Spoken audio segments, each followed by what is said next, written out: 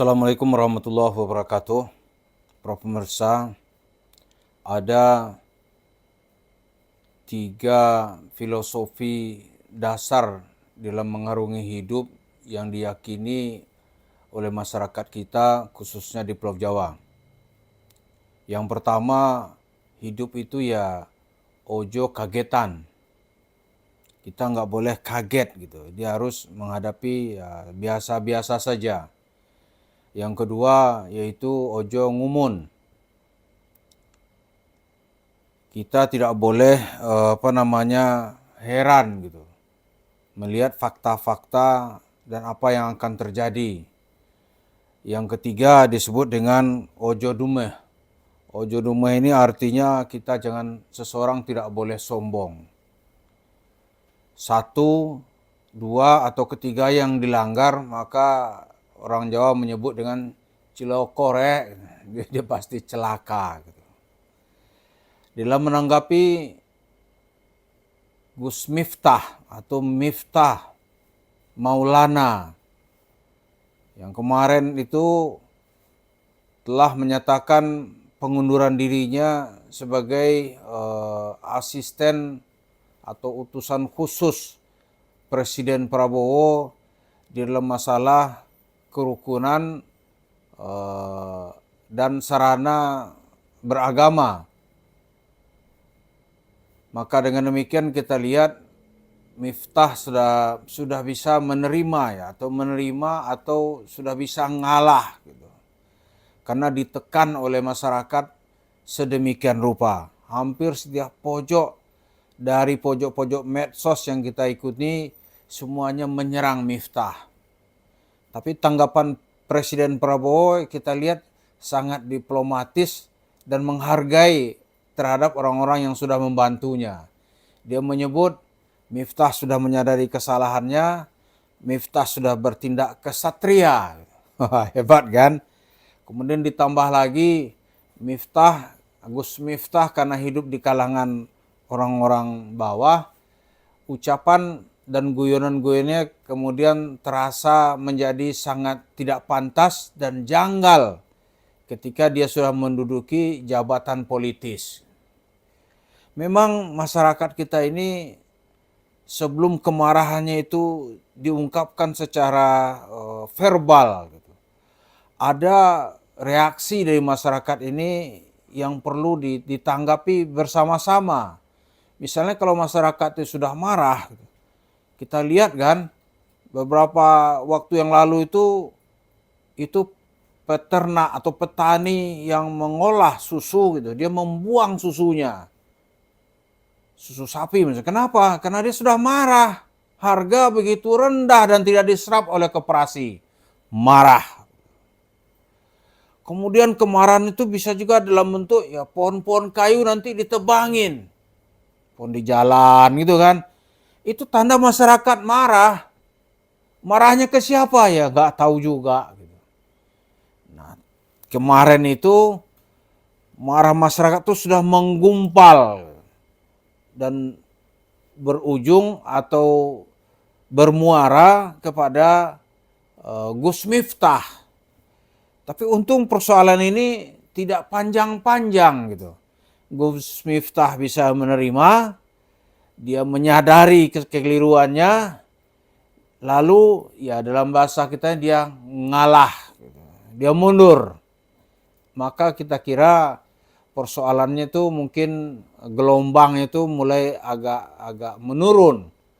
Walaupun seperti ditanggapi ya Gus Miftah itu ya kata orang dia tidak disebut sebagai penjahat yang meraup uang dari jemaahnya.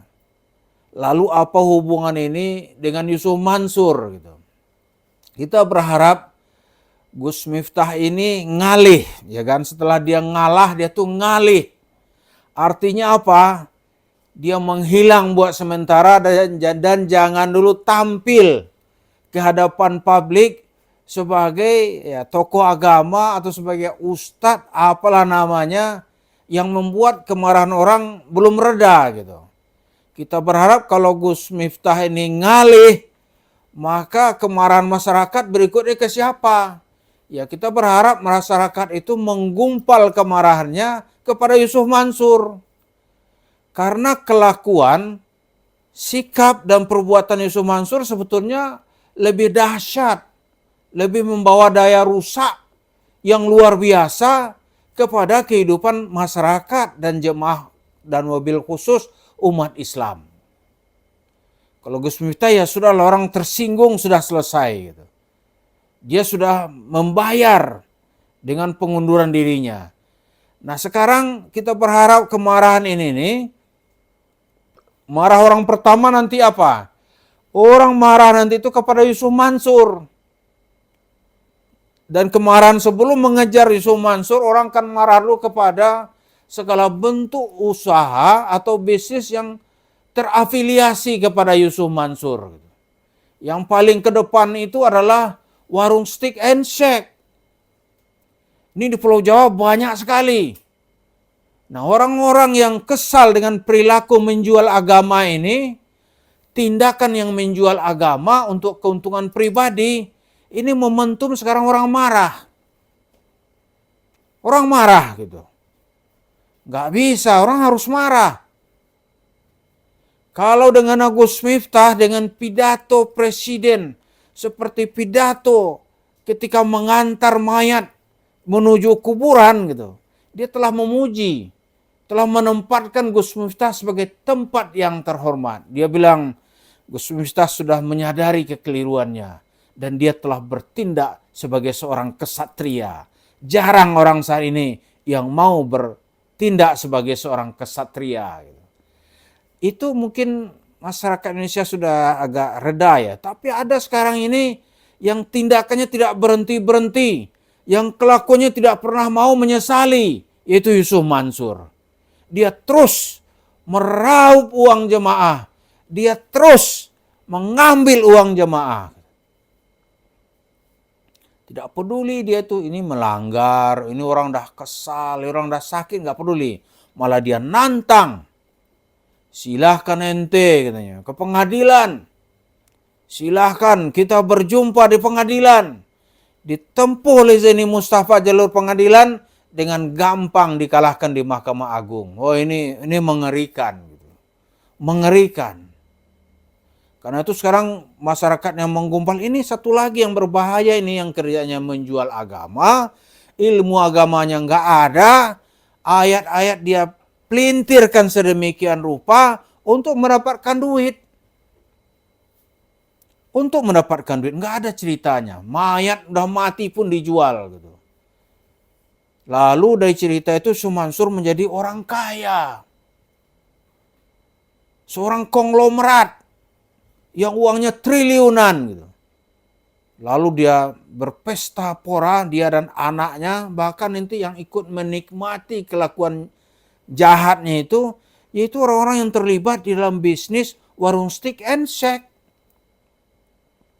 Dulu ada juga Gus di belakang dia itu, tapi Gusnya sekarang udah nggak nampak, itu nggak tahu lah. Ada juga saya lihat dulu tuh orangnya pakai belangkon, sekarang nggak nampak lagi, nggak tahu entah kemana. Tapi orang marah sekarang ini akan menuju ke mulai itu, ya sedang naik ini kemarahan itu jenis usaha warung steak and shake itu pasti akan dikejar massa.